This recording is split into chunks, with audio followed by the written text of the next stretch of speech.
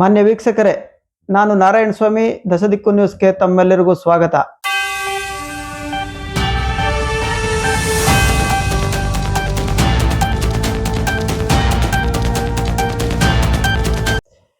ಪ್ರಿಯ ವೀಕ್ಷಕರೇ, ಕರ್ನಾಟಕ ರಾಷ್ಟ್ರ ಸಮಿತಿ ಪಕ್ಷದಿಂದ ಭ್ರಷ್ಟಾಚಾರವನ್ನ ಅಣಿಯಲು ವಿನೂತನವಾದ ಪ್ರಯೋಗ.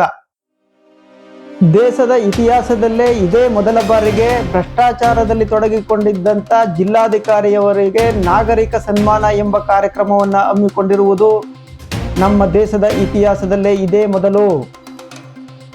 ದಿನಾಂಕ 11/7/2025 ತುಮಕೂರು ಜಿಲ್ಲಾಧಿಕಾರಿಯವರಿಗೆ ನಾಗರಿಕ ಸನ್ಮಾನ ಎಂಬ ಕಾರ್ಯಕ್ರಮವನ್ನು ಕರ್ನಾಟಕ ರಾಷ್ಟ್ರ ಸಮಿತಿ ಪಕ್ಷ ಹಮ್ಮಿಕೊಂಡಿರುತ್ತದೆ.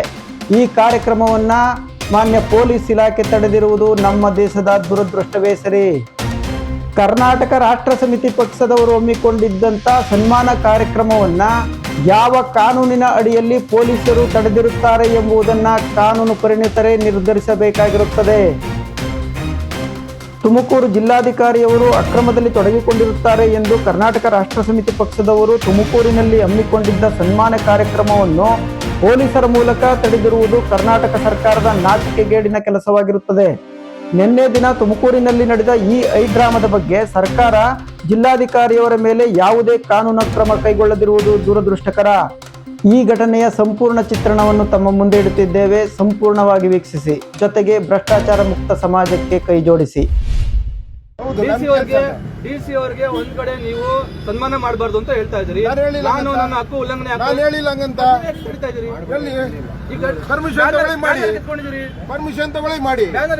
ಹೌದು, ಅದಕ್ಕೆ ಪರ್ಮಿಷನ್ ನಾವು ಪ್ರತಿಭಟನೆ ಮಾಡ್ತಾ ಇಲ್ಲ. ಪರ್ಮಿಷನ್ ತಗೊಳ್ಳೋದಕ್ಕೆ ಏನೇ ಮಾಡ್ಲಿಕ್ಕೂ ಸರ್ಕಾರಿ. ಆಮೇಲೆ ನಾನು ನಿಮ್ ಪೊಲೀಸ್ ವಿಚಾರಕ್ಕೆ ಅವಳು ಹೇಳಕ್ ಕೊಟ್ಟಿದ್ದು, ನೀವು ಇಷ್ಟೆಲ್ಲಾ ಜನರು ಶ್ರಮವನ್ನ ಮತ್ತೆ ಏನು ಸಂಪನ್ಮೂಲವನ್ನ ವ್ಯರ್ಥ ಮಾಡ್ತಾ ಇದ್ರಿ ಅನ್ನೋದನ್ನ ನಾನು ಹೇಳೋದಕ್ಕೆ ಬಂದಿದ್ದು ನನ್ನ ಹಕ್ಕು.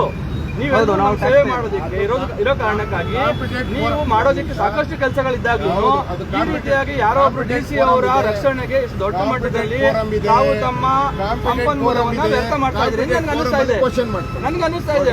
ನಮ್ಗೆ ಏನು ಕಾನೂನು ಸುವ್ಯವಸ್ಥೆ ಮಾಡಬೇಕು ಅಂದಾಗ ನನ್ಗೆ ಇಷ್ಟು ಜನ ಅವಶ್ಯಕತೆ ಅಂತ ನನ್ಗನ್ಸಿದೆ, ನಾನು ಮಾಡಿದ್ದೆ. ಸರಿ, ಆಯ್ತು. ಜನ ನಿರ್ಧಾರ ಮಾಡ್ತಾರೆ.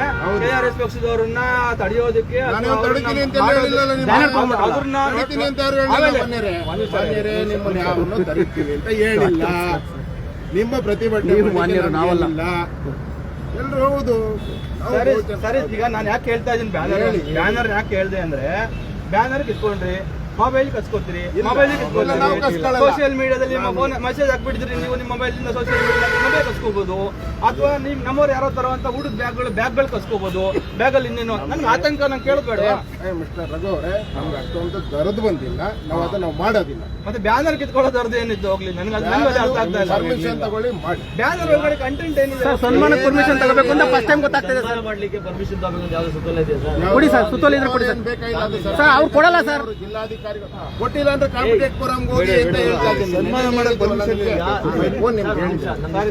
ಸನ್ಮಾನ ಮಾಡ್ಲಿಕ್ಕೆ ನಾವು ಪರ್ಮಿಷನ್ ತಗೋಬೇಕಾ? ರಾಜ್ಯಾದ್ಯಂತ ನಡೀತಾರೆ ಸನ್ಮಾನ.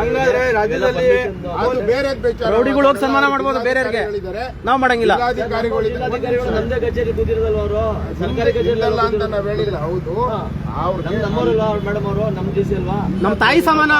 ಅವ್ರು ನಮ್ಮ ತಾಯಿ ಸಮಾನದವ್ರಿಗೆ 10 ಲಕ್ಷ ಜನ ಅಲ್ಪಡೆ ನಮ್ಮ ಹತ್ರ ಅಲ್ಲ, ಅವ್ರ ಹತ್ರ ತಗೊಂಡು ತಾಯಿನೇ ದಾರಿ ಹೇಳೋದ್ ಬಿಡ್ವಾ? ಆಮೇಲೆ ನಾನು ಈಗ ಕೊನೆಯಲ್ಲ, ಇದು ಮೊದಲು ಈಗ ಶುರುವಾಗ್ತಾ ಇರೋದು. ನಾನು ನಿಮ್ಮೆಲ್ಲರಲ್ಲಿ ಈಗ ನೀವೇನೇ ಇನ್ಚಾರ್ಜು, ನೀವೇನೇ ಇಲ್ಲಿ ಮುಖ್ಯಸ್ಥ ಆಗಿರೋದು ಕೈ ಮುಗಿದು ಕೇಳ್ತಾ ಇದ್ದೀನಿ. ಎಲ್ಲರೂ ಮುಖ್ಯಸ್ಥರೇ, ಕಾಲ್ಗೂ ಬಿದ್ಬಿಡ್ತೀವಿ ಸರ್, ಬೇಕಾರೆ ಕಾಲ್ಗೂ ಬಿದ್ಬಿಡ್ತೀವಿ, ಬೇಕಾರೆ ಬಿದ್ಬಿಡ್ತೀವಿ ಸರ್. ಎಲ್ಲರೂ ನಾವು ನೆನ್ನೆ ಬಿದ್ದಿದ್ದೀವಿ ಸರ್. ಕಬ್ಬಿಣದ ಅಂಗಡಿಯಲ್ಲಿ ಕೇಳ್ತೀಯಾ? ನಮ್ದು ಕಬ್ಬಿಣದ ಇಲ್ಲ ಸರ್, ಸನ್ಮಾನಕ್ಕೆ ಪರ್ಮಿಷನ್ ತಗೋಬೇಕು ಅಂತ ಇವತ್ತೇ ಗೊತ್ತಾಗಿದ್ದು. ಕಾನೂನುಗಳು ನಮ್ಗೆ ಹೊಸದಾಗ್ತಾವಲ್ಲ, ಅದಕ್ಕೆ ಕಾಲಿಗೆ ಬಿದ್ಬಿಡೋಣ, ಹೊಸ ಕಾನೂನು ತಂದಿದ್ದಕ್ಕೆ ಅಂತ. ನಾನು ತಂದಿಲ್ಲ, ಮತ್ತೆ ಹೇಳ್ತಾ ಇದ್ರಲ್ಲ, ಬೀಳ್ಬಿಡ್ರಪ್ಪ. ನಾವು ಉಪದ್ರವಗಳು ಒಂದ್ ನಿಮಿಷ ಇರ್ರಿ. ಆಯ್ತು ಸರ್, ಒಂದ್ ನಿಮಿಷ ನಾವು ಕೇಳ್ತಾ ಕಾಲಿಗೆ ಬೀಳೋದು ನಿಮ್ಗೆ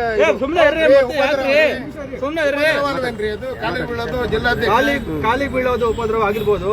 ಆದ್ರೆ ನಾವೀಗ ನೀವ್ ಹೇಳಿದ್ರೆ ಕಬ್ಬಿಣದ ಅಂಗಡಿ ಮನ್ಸಿಗೆ ಕೇಳ್ತಾ ಇದ್ರಿ ಅಂತ, ನಾವೊಂದಷ್ಟು ಪ್ರಜ್ಞೆ ಇರೋರು, ಕಾನೂನು ತಿಳ್ಕೊಂಡಿರುವಂತ ಜನರ ನಾವು ನಮ್ ಕಳ್ಳರು ಕದಿಮ್ರು ಹೋಗಿ ಎಲ್ಲೆಲ್ಲರಿಗೂ ಹಾರ ಹಾಕ್ತಾರೆ. ಅದಕ್ಕಿದೆ, ಕಳ್ಳರು ಕದಿಮ್ರು ಹಾರ ಹಾಕ್ಬೋದು, ನಾವು ಹಾಕಂಗಿಲ್ಲ. ನನ್ಗೆ ಯಾಕೆ ಏನ್ ಮಾಡೋಣ? ನನ್ನ ಸೂಕ್ಷ್ಮವಾಗಿ ಹಿಂಗೈತೆ ಪರಿಸ್ಥಿತಿ. ಕಬ್ಬಣದ ಅಂಗಡಿ ಸಿಹಿ ಅವ್ರು ನಿಮ್ಗೆ ಕೇಳ್ತಾ ಹೇಳ್ತಲ್ಲ ಇದ್ದಾರೆ. ಬಿಡಿ, ನಿಮ್ಗೆ ಹೇಳ್ತಲ್ಲ. ಆಯ್ತು ಆಯ್ತು, ನಿಮ್ ಬಗ್ಗೆ ನಮಗೂ ಮರುಕ ಇದೆ. ಯಾಕೆ